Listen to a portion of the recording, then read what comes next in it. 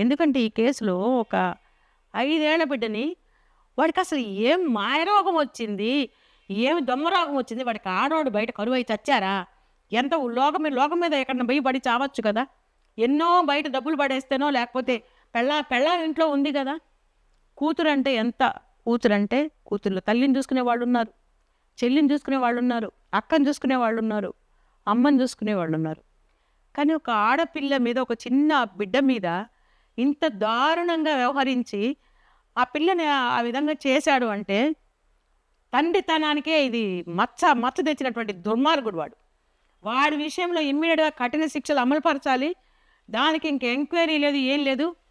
బిడ్డ statement final అనమాట. ఇంకా బిడ్డ ఏ స్టేట్మెంట్ ఇస్తే అదే ఫైనల్. గౌతమి, వెంటనే శిక్షలు అమలుపరచాలి. ఇంకొకడు ఇలాంటి యొక్క పాపిష్టి పని చేయడానికి వాడు గడగడ వణకాలి, పాటలు తీసేయాలి. గౌతమి, నిజంగా నాకు I'm very sorry to use this